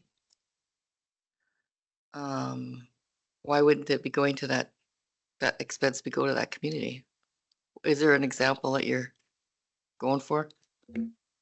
So through the chair, one example would be when we look at the subsidy table here, we do have a kind of a general area that we do budgets for. And in most cases, it'll be for things that they're just not directly attributable to a community. So like a master plan study, like an engineering study for, I think I had one example I wrote down here, would be Engineering, yes. like that. Sorry, yes. Yeah, stay in general. Yeah, sorry. Yeah, so hopefully that provides some clarity. So that's what's all in this last general category, right at the bottom there. Councillor Larson. I think if the general expenses are attributable to what we're providing here, for example, water, or something like that, then it should be split among the communities that are using it. If it's a general engineering thing that's for the county as a whole, well, then the county absorbs it. But if it's for a specific thing and it can't be, split down between Carsland, Clooney, Gleason, et cetera, then you just spread it over the ones that get the advantage of it. Councillor Kester. I think it goes into the pie. There's nothing attributable. We're going down. That's why we have to define what's subsidized and what's not. If we go down to such a fine line that we drove through Rosebud today to look at it, and that's $50. We have to fix the road, that's another $30. And they're paying for everything in that hamlet. And then we turn around, we tax them for everything, like they're paying now. They'll say, well, hold it here, we're paying for our place where we're living, we're paying for the roads, we're paying for the sidewalks, we're paying for everything. Now you're asking us to pay for everything else too? That's not what I'm gonna do. So some of the direct ones, the easier ones, definable ones, like maybe water, we could be a little better on, but the roads, no, definitely not the roads. Sidewalks, those are safety things.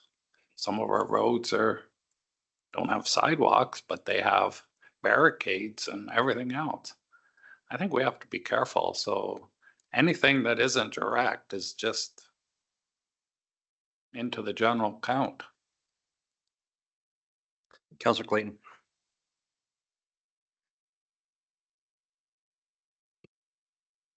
I agree. If it's not direct, it should go to the general account.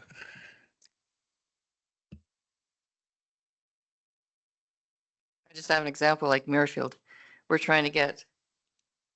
doing engineering on all that.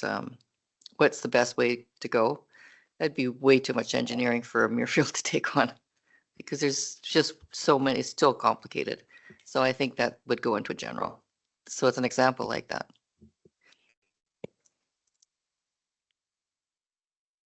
No opinion.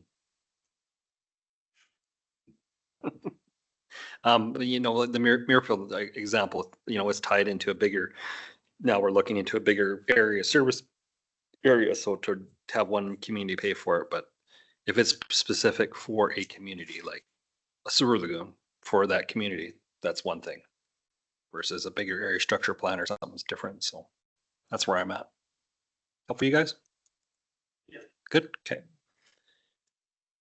Number 6, whether new residential and or commercial services will follow full operational cost recovery at the outset. So are we talking new subdivisions or new like existing area structure plans being built out? Yeah, through the chair, it would be brand new services for anything, right? Okay. So if somebody bought a property on Gleason, you're asking, should they pay the full 100% of the service or should they have the subsidy same as everybody else? Through the chair, just as an example, let's say another community starts getting, we decide to provide a new service, maybe Redland's a good example. Do we just do full cost recovery at the outset? That's basically the question on there, not existing services. Oh, for a new community or a new Yeah, or a fully new infrastructure project. water. Mhm.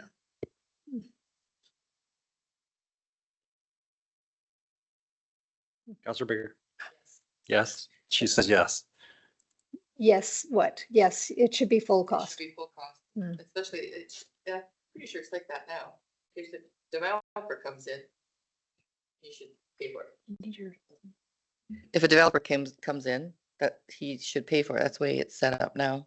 And we've set it up that way with Redland. So yes, I think that's a good way to doing it. Councillor Hebbs? I will agree at the outset. Yeah, I'll agree with that. It's, yeah. People need to know that a new service, yeah, they're coming in, they would know it before they bought into it, I suppose. Councillor Clayton? I would agree at the onset. Yes. Just clarification. So if someone was building a new lot or let's say, let's use Gleason for example, and they had to put a new block of water sewer in to put that, would those people you're proposing they be on a different rate than the rest of the community? Through the chair, that would be up to council, whether or not they would consider that a new service. Is there some stuff where you build on the existing infrastructure or complete from scratch infrastructure? Or hamlet that hooks onto a regional water line, things like that. So, yeah. Councillor Custer. Yes. Okay. Councillor Larson. So yes means at the outset?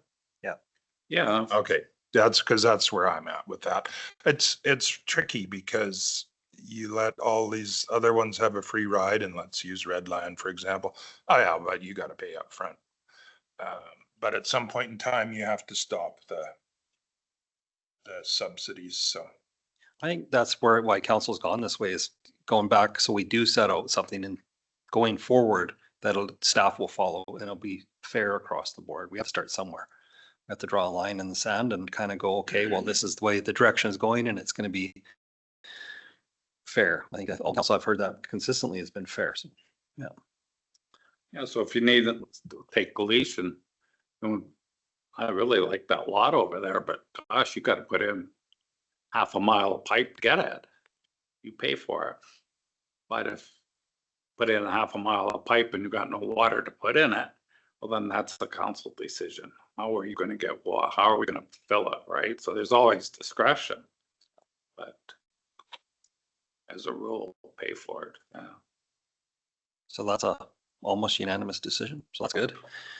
Number 7, general funding philosophy for capital projects and reserve planning. Should capital levy increases follow that subdivision plan as noted above? We've kind of talked about this before. Go ahead. So I think Councillor Baker mentioned this. I think it's a good idea that, yeah, there should be a debenture where before it gets, or when it gets decided that we're going to do a capital project for water or wastewater, then the community needs to know it and then need to, and we likely would get a loan, I suppose, and then we'd be paid for by the residents over time. A debenture on actual costs, like not minus funding. Like, yeah, like if we got a grant for 30% of it, we're not going to try to get those costs. No, exactly. Just the amount that they, yeah. Yeah. Councillor Hebbs. I see both, like for capital projects and reserve planning. I think they are a little different. I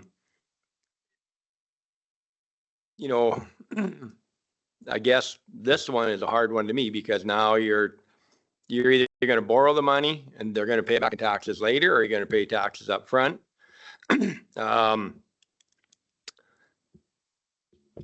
Yes.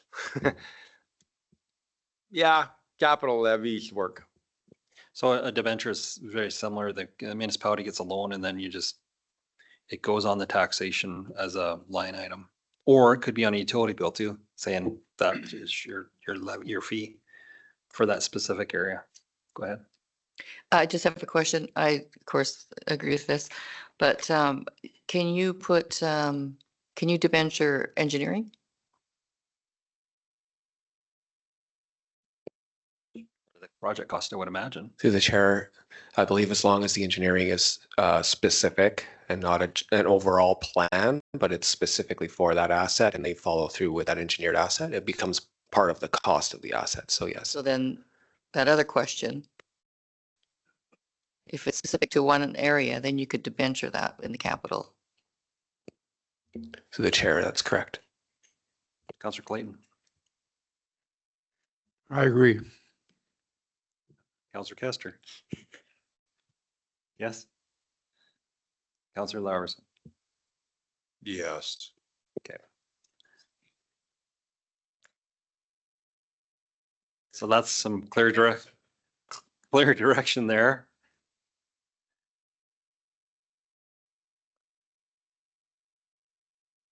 General funding philosophy for capital projects and reserve planning. Should capital levy increases follow a set subdivision plan as known as what? No, we already did that one, right? So direction on proposed housekeeping amendments for Master Schedule free bylaw, including the penalty rate and water shutoff fees, on and off fees. So there was a mention in here of increasing the rates for that kind of thing and decreasing the percentage rate, which I think we we've had a discussion about that before. And then the water shut off fees. What does people think? I'll go to Councillor Laursen first.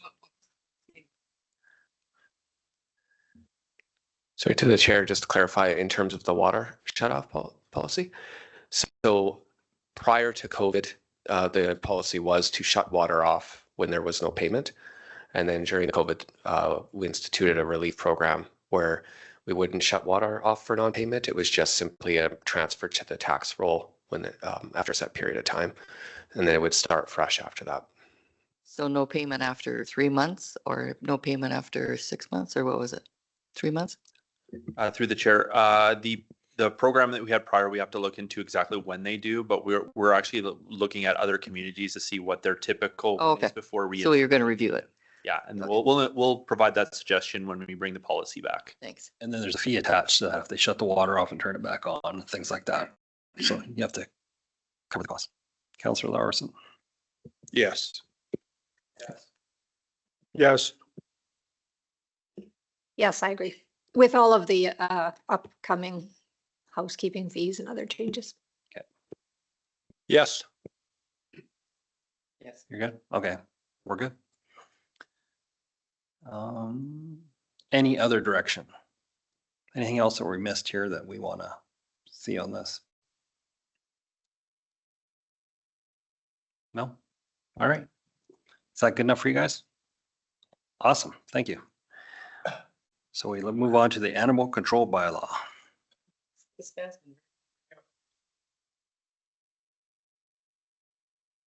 You've been waiting here all day. Yeah.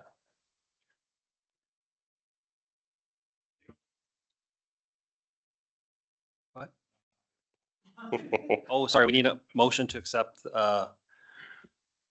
utility financial policy framework as information. So moved. The floor, any discussion? Call the question, all in favor? That is carried. Proceed, sir, when you are ready. Good afternoon, committee members. Justin Valley, Manager of Protective Services. And I'm here to present administration's review of the Animal Control Bylaw 2020-17.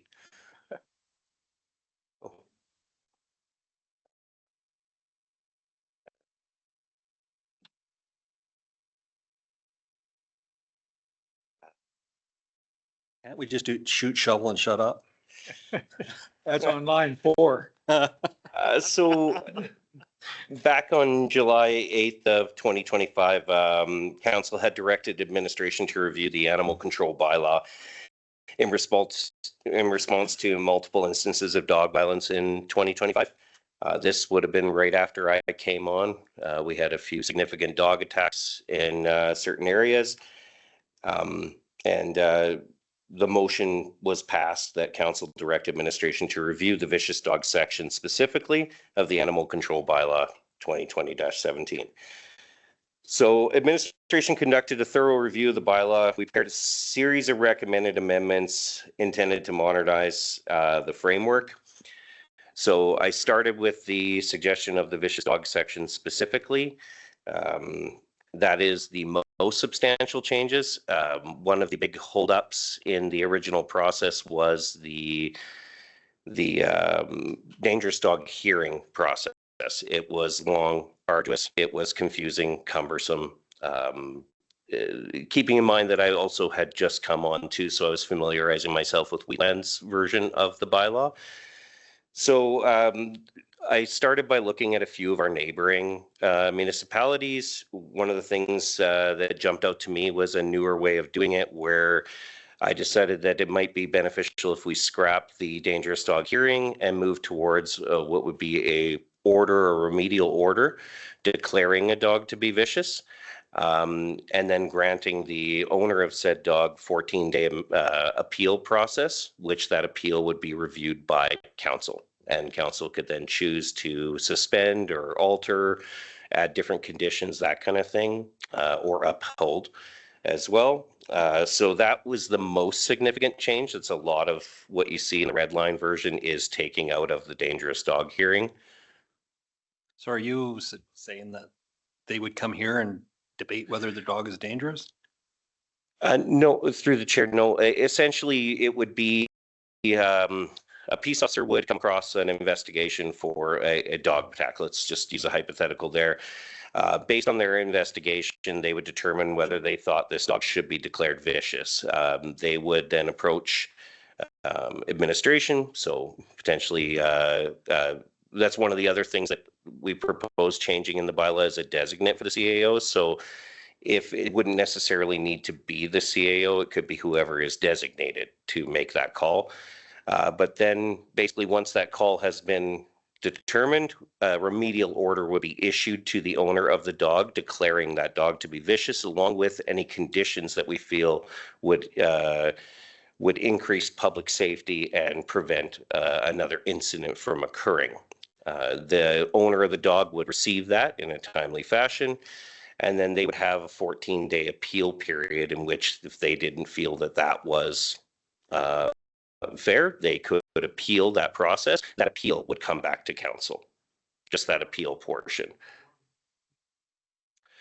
Through the chair, there is a direction in there that they would basically submit in writing that they were not in favor of the direction, and they are choosing to exercise their appeal power.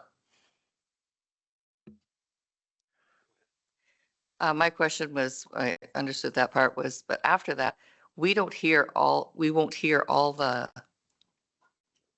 other evidence. We don't hear the victim. We don't hear so how do we make that decision?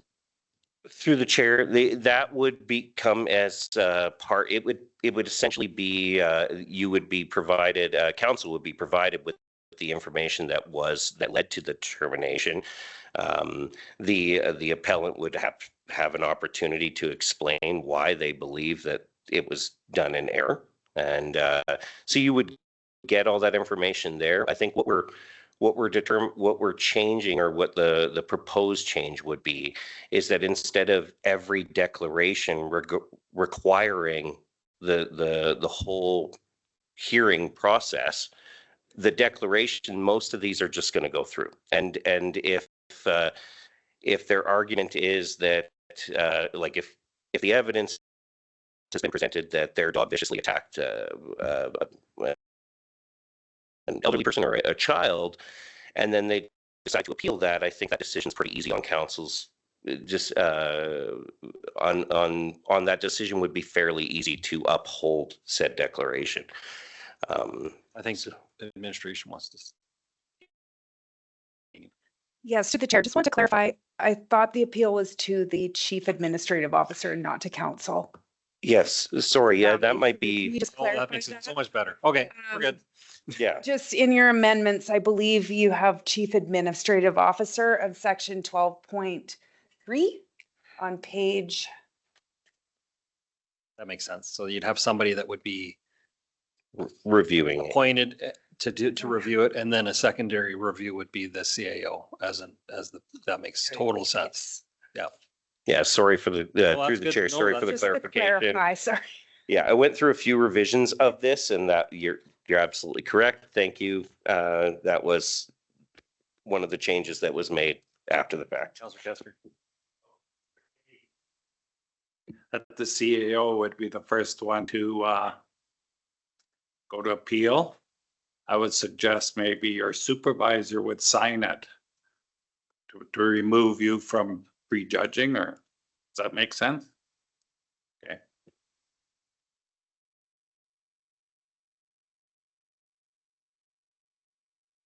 Perfect.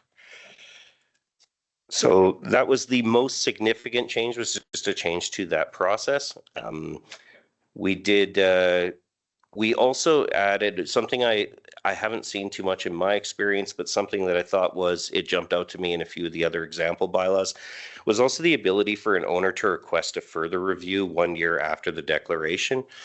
A lot of the time, part of the hardship of having your dog declared vicious is this thought that it is a life sentence for your dog. The ability for them to request a further review 1 year post declaration allows them to show that they've followed the conditions, that maybe they've sought further training for their animal, that and that further review could come with things like a behavioral assessment and whatnot before we've revised our stance on whether they're continuing to be a dangerous dog. So that was one of the other considerations I put in there. I think Councillor Clayton had a question. Sorry. If this vicious attack caused bodily harm, which ends up being in a charge that goes to court, how does this council end up getting in the middle of that? It just, we're not a court. We're not the legal entity here. And these people have a full right to take it a lot further than declaring a dog vicious. They can take it right to court. Through the chair, absolutely correct. There are two ways for a dog to be declared vicious in Alberta, one of which is through the Dangerous Dogs Act. It's a very cumbersome piece of legislation. It's very old, antiquated. Most of the declarations of a dog being dangerous is done at the municipal level. That doesn't exclude or eliminate the possibility of charges. Those charges are separate to that. The declaration of a dog being dangerous is the ability for the municipality to place conditions on the animal for safekeeping in your community to further protect your community. It's, in other words, it's our county saying your dog can remain living in our county, but because of what has occurred, these are conditions upon you keeping that dog in our county to further protect the general public. So a lot of the time those conditions can be quite restrictive. And a lot of the time, in my experience, people will find that they are almost too restrictive. There is a list in the vicious dog section of different types of conditions can be placed upon that animal, those owners. Some examples of which are mandatory microchipping, mandatory vaccination records, spaying and neutering of the dog. A lot of people, aggression can come from an unneutered animal. Warning signage being clearly displayed on the property, secure enclosure requirements, liability insurance, muzzling harness or 2-leash requirements when off the owner's property and controlled by someone of at least the age of 18. These are just some examples of conditions that can be placed on the animal. And again, the purpose of those conditions is to further safeguard from another incident occurring with that animal.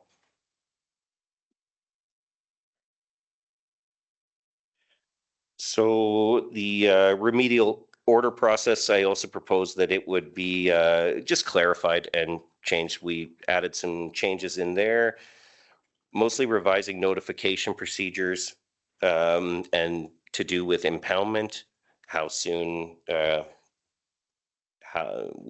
do with impounding the animals.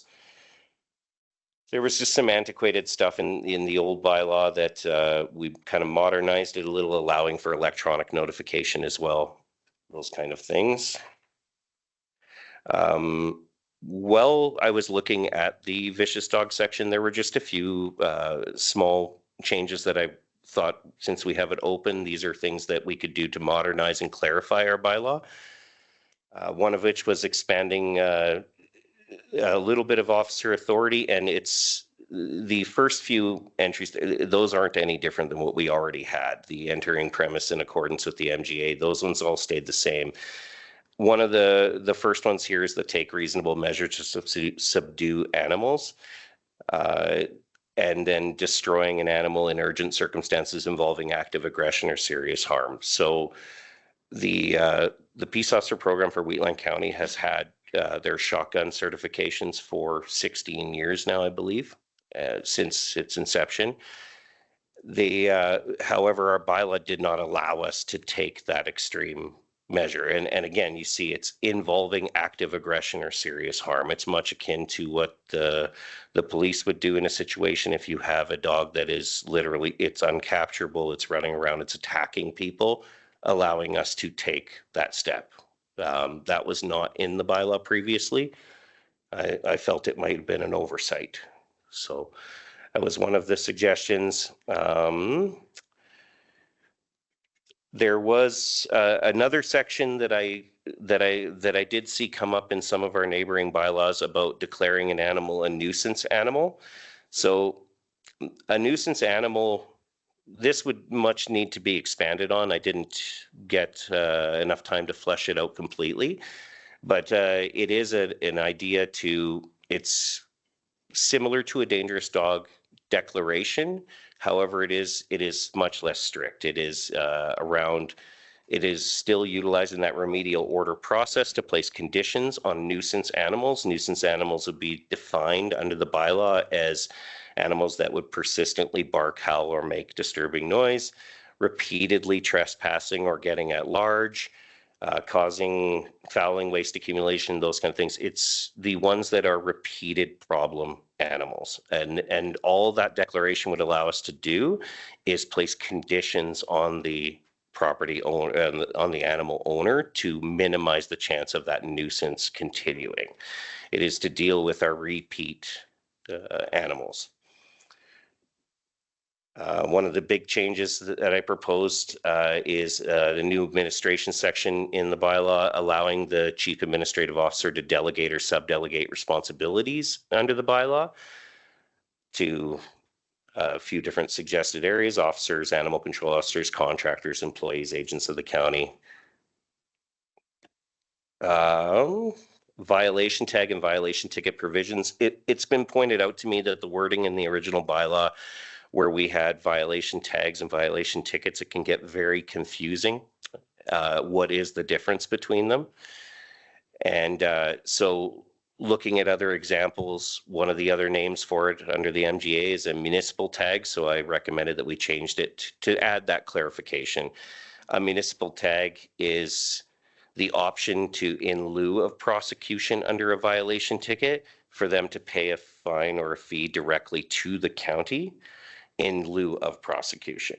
A violation ticket is on a provincial offense notice. It is a ticket. It would go to court. So it's just another option that we can utilize, and there's different rules for service when it comes to that.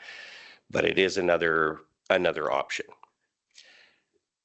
And then another one is, I did look into a look at a lot of our neighboring counties and municipalities regarding their fine and fee schedules. So I looked at Newell, Vulcan County, Kneehill County, and Mountain View to get some comparables on where their fines were situated.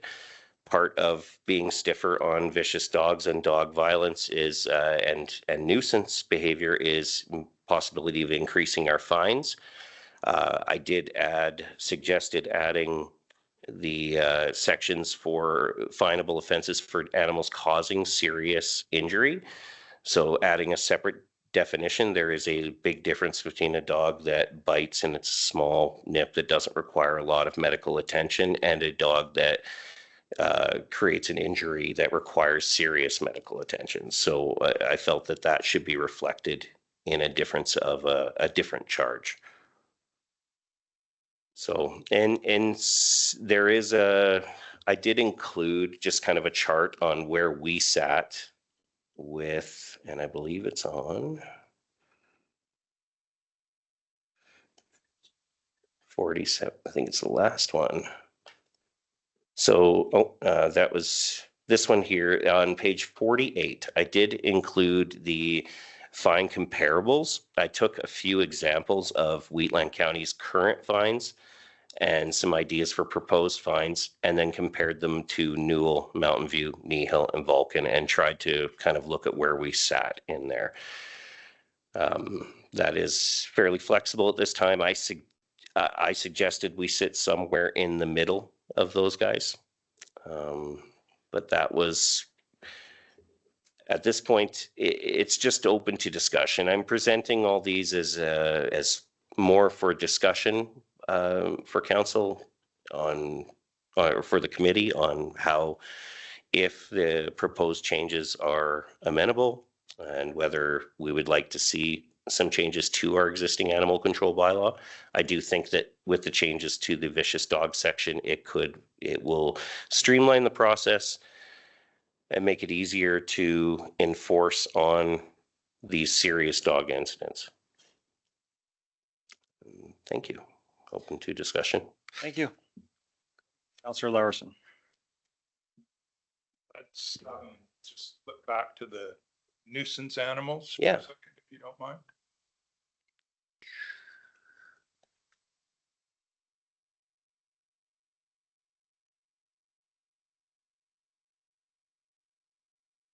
Okay, so this is a new section that wasn't there before, correct? Through the chair, correct. So I think you need to either tighten this up somehow, whether you provide a definition of what a nuisance animal is, or tighten this section up, because I can see, let's say, for example, my bull gets out, goes and breeds the neighbor's cow. Now, that guy wants my bull to be declared a nuisance animal. Is that something you want to do? No. Through the Okay, chair, you see absolutely what I'm not. saying? Through the chair, I absolutely see what you're saying. This was added late as it was something that I had seen. I'm Yeah, not for sure. complaining about it. Yep. I think it's good. Yep. I just think you need to clarify this a little bit. And I used the bull because it's easy. It could be a plethora of agricultural animals that. Anybody else?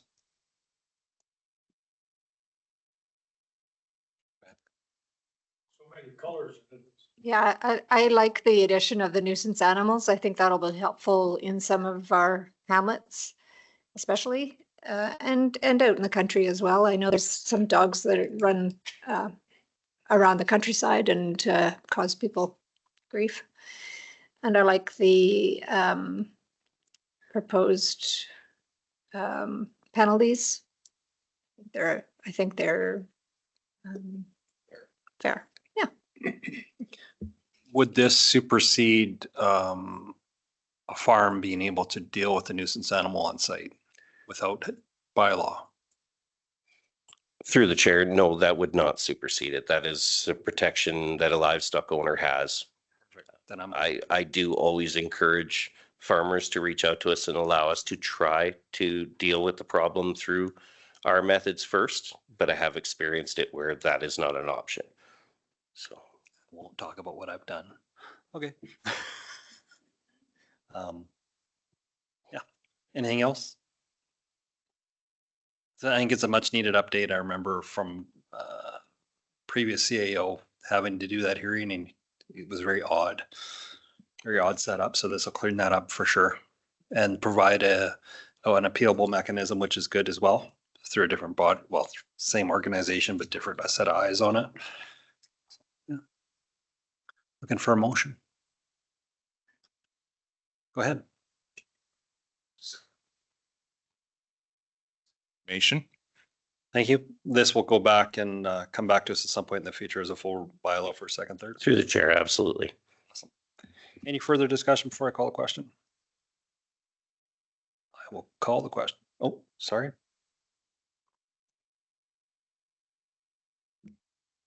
And just one small comment, and it comes from a lot of when you talk nuisance animals and dogs can be a heck of a nuisance. You've got fines in here for barking, $250. A dog barks. Anybody can call that a nuisance. And as more acreages you get around our crazy place, there's guys that are raising dogs, and as soon as a dog barks a quarter of a mile away, my dog barks. So you got to have some way of dealing with farm type animals, not in town, because in town it's a different story, but to be fair to the people that have lived there for quite a while. I think our bylaw guys would use that discretion. Yeah, for sure. Through the chair, yeah, I can answer that. So we do have, even in the way we currently deal with barking complaints, we do have a process in place that is the agreed upon process through the court, through common law and through the prosecutions that have been there before. We require a certain standard of evidence before we would ever proceed with a barking charge.